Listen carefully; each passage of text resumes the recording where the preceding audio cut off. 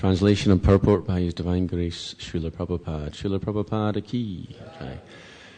The Lord ordered Yogamaya, O my potency, who are worshipable for the entire world and whose nature is to bestow good fortune upon all living entities, go to Braj, where there live many cow-herd men and their wives. In that very beautiful land, where many cows reside, Rohini, the wife of Vasudeva, is living at the home of Nanda Maharaj. Other wives of Vasudeva are also living there incognito because of fear of Kamsa. Please go there. Purport. Nanda Gokul, the residence of King Nanda, was itself very beautiful. And when Yogamaya was ordered to go there and encourage the devotees with fearlessness, it became even more beautiful and safe. Because Yogamaya had the ability to create such an atmosphere, the Lord ordered her to go to Nanda Gokul.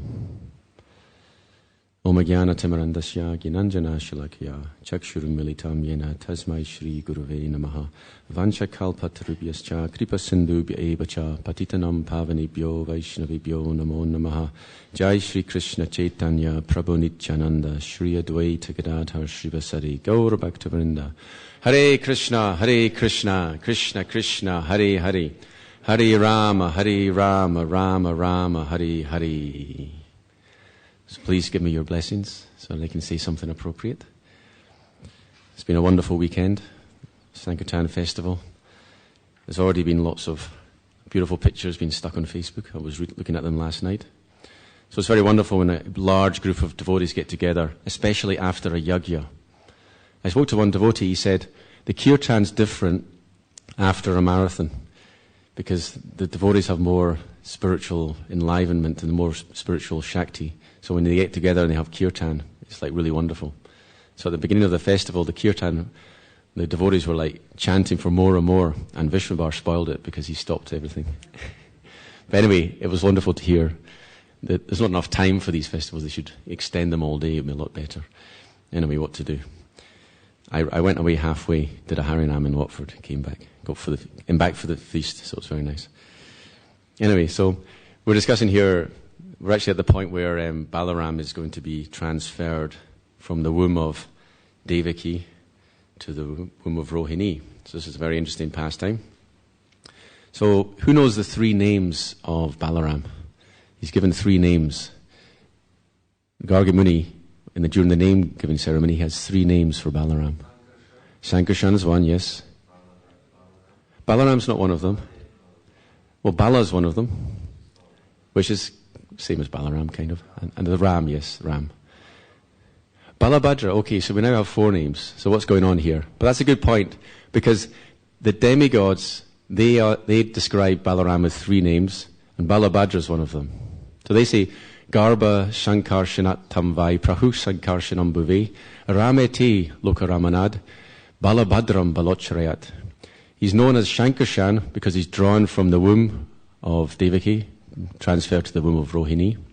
He's known as Ram because he gives pleasure to the residents of Gokul. And he's known as Balabhadra because he's very strong. So Balabhadra is one of the names that the demigods give. But when Garga Muni gives the names, he abbreviates it as Bala. So of course we know him mostly as Balaram. So that's two of the names joined together, Bala and Ram joined together. So the question may arise, how is Yogamaya able to draw Balaram from the womb? Think about that, he's Bala. Bala means strength. So is she strong enough to do it? Of course she's not strong enough to do it, right? Now the word Shankarshan is significant because it actually means to attract. You know this, in the Chaitanya Charitamrita, the word Shankarshan is described as meaning the attractive deity. And actually in the next verse, the word Sani Krish is used, which means, let me get the word for it. It means, I can find it, attracting. Yes, Sani Krishya means attracting. So actually the way she transfers is through attraction. Now at this point one may ask, how is she able to do that? And it's described later on. The way she's able to do that is because Krishna empowers her to attract Balaram to the womb of Rohini. In other words, Yogamaya by herself, she wasn't capable of attracting Balaram. but by the special empowerment of Krishna, she's able to do that. Now, what's interesting, I find, is it's described, we know that Vrindavan is beautiful due to the influence of Yoga Maya. But here it's said that when Yoga Maya goes, it becomes even more beautiful. This is quite interesting, right? Because, where was she before? I mean, she's there already, but she's like she's going with extra force, or something like that. It's exactly what's happening, I'm not sure, but because we know that the whole arrangement of Vrindavan is the arrangement of Yoga Maya. But she's particularly coming to prepare and to attract Balaram. And ultimately, after Balaram comes, then Krishna. So Balaram's entering of the womb of Devaki indicates the womb has been made suitable for Krishna to come. He's like preparing the way for Krishna. So today's verse, it's quite interesting. It's got a couple of names for Yoga Maya. One is Bhadra. So when you put it as vocative, it's Bhadre. Like when we say Hara, Hara means Radharani. When we say it, we call out, it's Hare. So the same with Bhadra. Bhadra means Yoga Maya, and then Bhadre means O Yoga Maya. And another word is used as Devi. So the Bhadra means auspicious, and Devi means worshipable for the whole world. Now, several verses on, Krishna gives, talking to Yoga Maya still, gives a list of some names that she will be known as in this world. And what's kind of quite interesting is, if you look at those names, they generally mean the names of Mahamaya, the external energy. For example, Bhadra Kali, or Durga. So, now we can understand it, in one way we can understand it, is that Yoga Maya and Mahamaya are the same. Ultimately, Mahamaya is an expansion of Yoga Maya. So the expansion is simply like the representative of the original. So it's not discussed, but it's kind of interesting that now we know, because we know that the external energy has no position in Braj. So this transferring, it must only be the internal potency. In the second canto, it said, Valajya manaya yashya statamikshapati muya vamoita vikatante tam mamahamiti durdiyaha. The illusory energy is ashamed to appear before Krishna. So she's always outside of the spiritual world. And by her potency, by her influence, she makes the conditioned souls talk nonsense. Everything's in terms of I and mine. Mam aham iti durdiyaha. She dumbs us down, gives us big ego, and makes us think everything in terms of I and mine. Therefore, there's so much quarrel in the world.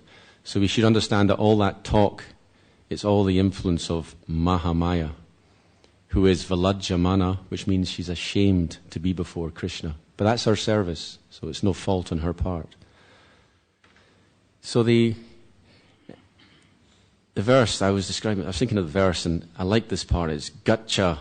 Gacha is imperative. It's a command. Gacha Brajam, go to Braj.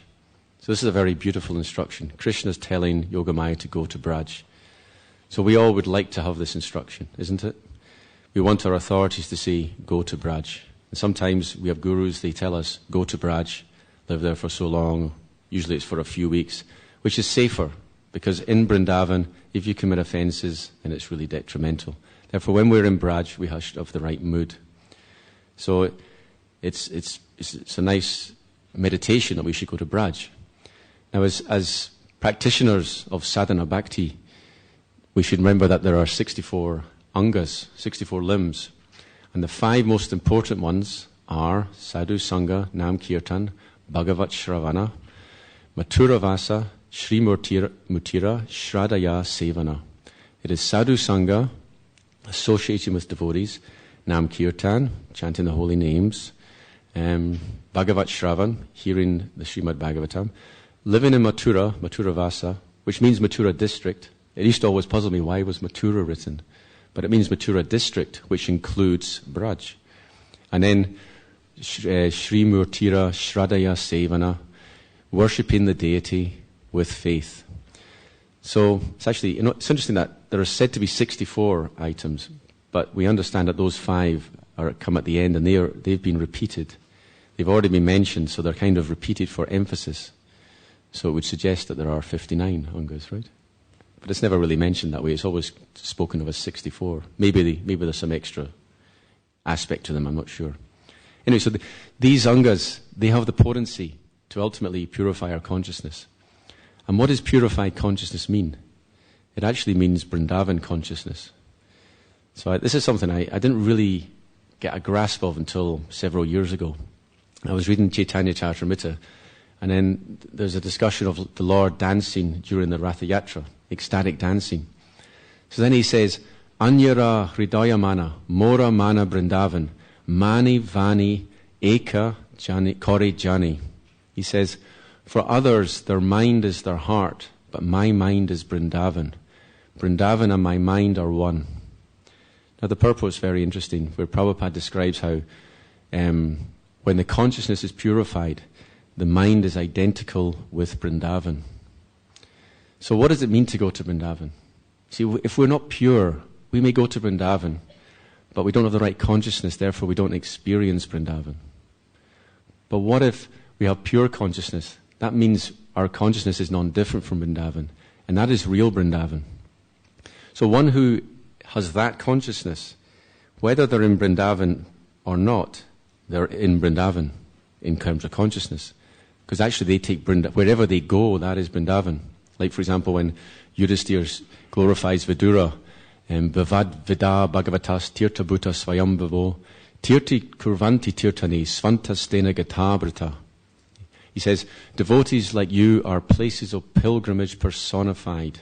In fact, when you visit tirthas, you make them pure. You're the cause of tirthas. I remember once Taba Krishna Maharaj made the comment, because Prabhupada went on London Ratha Yatra, that's now a place of pilgrimage. Just the fact, anywhere where Prabhupada went, that's a place of pilgrimage. Now sometimes I wonder, why did I become a devotee? And I still don't know. I mean, according to scripture, it may be due to sukriti from previous lives. But then again, it could be due to spiritual sukriti from this life. Now in I don't know exactly when, in the early 1970s, Srila Prabhupada went to Edinburgh. So I was living in Edinburgh at the time, and I was, about 3 or 4 years old or whatever. Now, a thought occurred to me. He went to the Meadows. If you know Edinburgh, you know what I'm talking about. There's a temple near the temple is near the centre of Edinburgh. There was the Meadows. It's a big park, and like my mother, my household, they used to live quite close to the Meadows.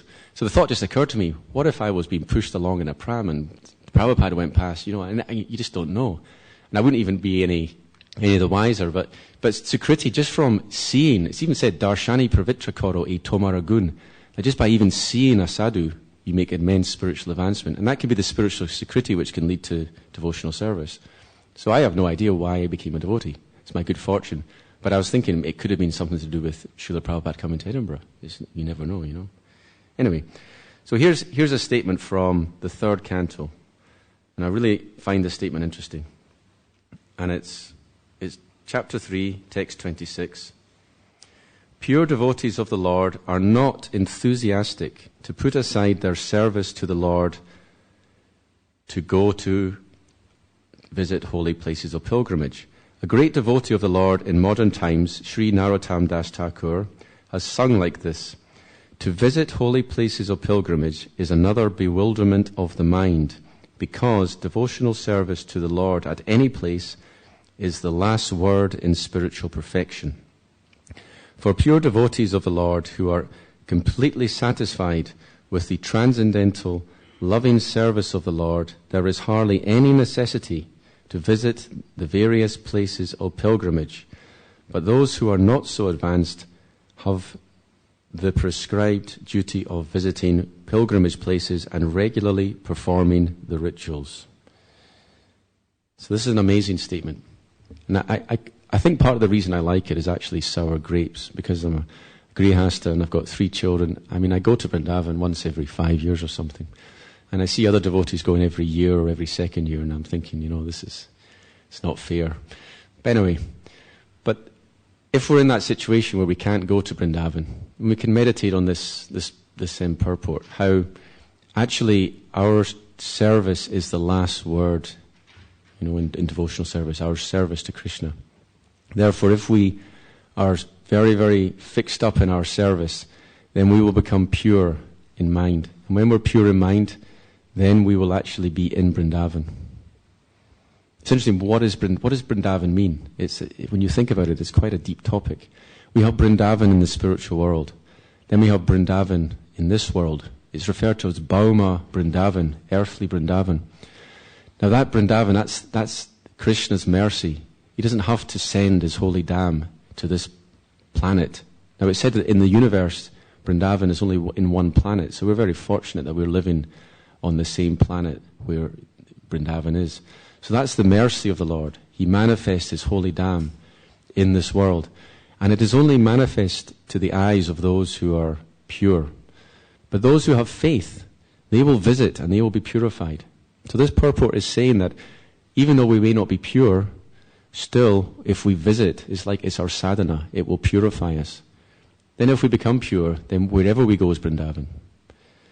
It's interesting that when did Prabhupada first visit Vrindavan? Do you know how old he was? He was either 29 or 30. Because I just checked on the folio yesterday. So I first went when I was 25. And I just happened by him. It was kind of like an accident, an arrangement. I already met the devotees in Edinburgh. But before that, I'd already booked a round-the-world ticket, and it included India. Now, there was no reason I was planning to go to India other than just for sightseeing. And I was going to go with my girlfriend, and then we split up. So she decided not to go, and I decided I'm going to go. And then I kind of spoke with the devotees. And when I mentioned I'm going to India, one devotee explained to me about Vrindavan. So I went to Vrindavan. So I wasn't even chanting 16 rounds. And when I got there, I met Shantanu. He was there for the first time, and he took me, he's not here right now, he took me on Parikram of Vrindavan. So I got so much mercy. And at the same time, I was just a fool. I didn't have any well, I'm still a fool, but I had no concept of following the rules and regulations. So I would be walking down the street smoking a bidi. Now, I wasn't generally smoking. I smoked when I was about 18 for a year, then I gave up. But when I went to India, it just got to me really badly, because it's just a mad place, and I couldn't relate to the people. And it was just a very oppressive place in terms of the climate, in terms of the people. Now, Indian people are generally very nice, but the ones that we meet, or the ones that I meet, are always the ones that are trying to sell you something. So we get this concept of India, which is not actually really the true concept of India. They're very good at cheating you. But they do it in style. The way they cheat you is amazing, because I got cheated out of £3,000 when I first went there. It was a jewellery scam. They said, you buy the jewels, and then we'll pay you double price when you get to Australia, because we have our seller there, and we'll avoid paying tax, and you'll make a profit. So I fell for it. I went to Nepal, and then I opened up the Lonely Planet guide, and it said, by the way, don't do this. And I read about the scam, and I sort of realised, oh no, I've just lost all my money. But anyway, what's funny was, the people that did the scam, at one point there was some problem, I lost my ticket. So they took me on a coach to Delhi. I travelled from Mathura to Delhi. And then they were very hospitable, and they let me stay at their house, and they fed me very nicely. All the time, they'd already taken the money from me, so they didn't need to do this. So they thought they'd cheat you, and then they're very nice to you. It's a strange combination. See, if I was cheating someone, I would think, I'm going to get away from this person as soon as possible in order that I don't get caught. But they just kind of go along with it. The sad thing is, it happened twice, because I didn't realise. The second time it was £600. And after that, the jeweller, you know what he did with the money? The village loved him. It wasn't a city, it was in a village. He laid on a big feast for the whole village, and I was invited. So there I was at this feast, not realising that I paid for it. And all the villagers are there. They probably know as well, because he's the scammer. And that's just the way they do things. So they give you something in return. So the joke was on me, the silly Westerner, right? So anyway, I soon learned, so it didn't happen again after that. But anyway, what was the point I was making? Yeah. So I just didn't know what I was doing in Vrindavan. But I must have got so much mercy. But what is the correct way to go to Vrindavan? The correct way to visit? Now here's an interesting thing, and it connects with this thing I was saying about the pure mind. Now this is from the Krishna book, and it's telling you how to visit Vrindavan. Akrura's journey to Vrindavan is exemplary. One who intends to visit Vrindavan should follow the ideal footsteps of Akrura and always think of the pastimes and activities of the Lord. As soon as one reaches the boundary of Vrindavan, he should immediately smear the dust of Vrindavan over his body without thinking of his material position and prestige. Srila Narottam Das Thakur has sung in a celebrated song, Vishaya Chadiya Kobi Shuddha Hobi Mana.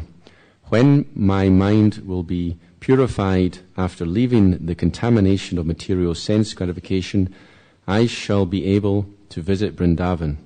Actually, one cannot go to Vrindavan by purchasing a ticket. The process of going to Vrindavan is shown by a krura. So this is how we should enter Vrindavan. Now, as I mentioned, a lot of devotees who I envy, they go to Vrindavan every year. Now, just because they're going to Vrindavan every year doesn't necessarily mean they're going to be making so much advancement, because, as it's explained here, it has to be done with the right mood. So how do we enter Vrindavan? Well, we meditate on Krishna as we're approaching Vrindavan. So that meditation may be for many weeks before we enter Vrindavan. And when we get there, we come off, we're very humble, we take the dust and we smear it on our bodies. And we give up all false designations. Sarvo padi veneer muktam. Devotional service means give up all false designations. Then we are eligible to enter into Vrindavan. But if we go in there with material contamination, with pride, then we won't actually experience Vrindavan. And as long as we're not too offensive, we'll make spiritual advancement. But if we want to actually really enter into the nectar of Vrindavan, then that humility must be there. Now, if you look at the way that the 10th canto is constructed, we begin in Mathura, and then this verse is the first hint of Braj. Then we go to Braj, Krishna's boyhood pastimes, he's dancing with the gopis. Then we leave, Krishna's then goes to Mathura again, and then to Dwarka. But we notice that the Braj pastimes, they are considered the pinnacle of Krishna's pastimes. And even after leaving, we return. At least we return in mood, if not in actual geography, though we do return in both. For example, a Krura visits Vrindavan, right? This is a wonderful chapter. Then who else visits? Uddhava. Uddhava is visiting Vrindavan. And then we get a whole description of the deep love that the residents of Vrindavan have for Krishna and how they're feeling separation. And we have Balaram visiting Vrindavan. So we're returning again and again to Vrindavan to churn the nectar. And there's one other one, the pastime during the solar eclipse, where the residents of Vrindavan meet Krishna. Now, although that's not in Vrindavan, the mood is very intensely Vrindavan. And this is a very, very deep topic. And in the Chaitanya Charitamrita, this is described how Yakomara Hara verse from the Lord Chaitanya was describing the mood that Radharani, when she was in Kurukshetra, she's there before Krishna, but she's suffering because she wants to take Krishna back to Vrindavan. And we know that Rupa Goswami, Priyosi ham Krishna Sahachari Kurukshetra Militas, he constructed a verse that encapsulated the deep thoughts of Lord Chaitanya and how he was burning with separation, and he was feeling in the mood of Radharani about bringing Krishna back to Vrindavan. So this is an amazing, the emotional content here is very deep. And Rupa Goswami is celebrated because he understood that. He was able to write a verse which decoded Lord Chaitanya's verse. So this is, and because he's empowered, Rupa Goswami is empowered to understand these deep topics. So this is our mood, this is our deep appreciation for Vrindavan. So when we think of going to Vrindavan, we should have some humility. In fact, we should have heaps of humility. And Uddhava is the perfect example. When he went to Vrindavan, so he had a bit of ego. Now, I've never really understood, it must be spiritual ego, because he's a Yadu, and he's a Vrishni, and they're the associates of Krishna. And it said, Uddhavo Buddhi Satama, he's the most intelligent. So he gets to be the counselor for Krishna. So he has this spiritual pride. He's the best of the Yadus, he's the best of the Vrishnis. And Krishna sent Uddhava specifically because he had that reputation. It's like when Krishna tells Arjuna, declare it boldly, Name Bhakta Pranashiti. Kauntya Pratijanihi, Name Bhakta Pranashiti. It's understood that Krishna is telling Arjuna because he understands people will believe Arjuna. Krishna's a cheater. They won't believe Krishna. So it's the same with Uddhava. Uddhava is so respected that Krishna's purpose, He had many purposes sending Uddhava to Vrindavan, but one of them was to glorify the residents of Vrindavan. And Krishna understood, whatever Uddhava says, everyone will believe, because he has such a high reputation. Therefore, when he returned from Vrindavan and glorified the gopis, then everyone accepted. So this was mercy of Krishna. Shri Shri Radha Gokulananda ki, Shri Shri Sita Ram Lakshman Hanumana ki, Shri Shri Gaur Nitai ki jai, Nitai Gaur Premanandi. So Uddhava, his experience when he left Vrindavan, or actually he was actually there in Vrindavan. Asammaho charanarenu jisham mahamsyam Vrindavane kemapi gulmalatau shadinam sudushtaja svajanam aryapatam chahitva vejur makunda padavim shutibir vimrikya. He says, I desire to become a blade of grass or a creeper or a shrub in Vrindavan so that the gopis will trample on me and then I'll get the dust.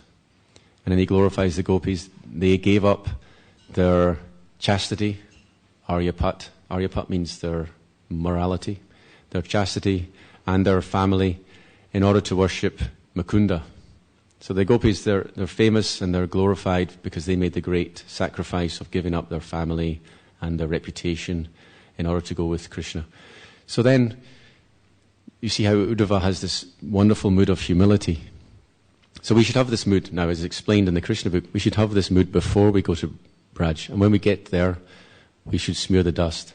So this is the mood of Vrindavan. That no one goes to Vrindavan and looks down on Vrindavan. It doesn't matter how opulent you are, how great you are. Everyone comes to Vrindavan and they're bowled over by the intensity of the love of the residents of Vrindavan. Now, Lord Brahma, he's another example. In his prayers in the chapter 14, he says very similar thing about how he desires to be a blade of grass so that he can be trampled on by the residents of Vrindavan.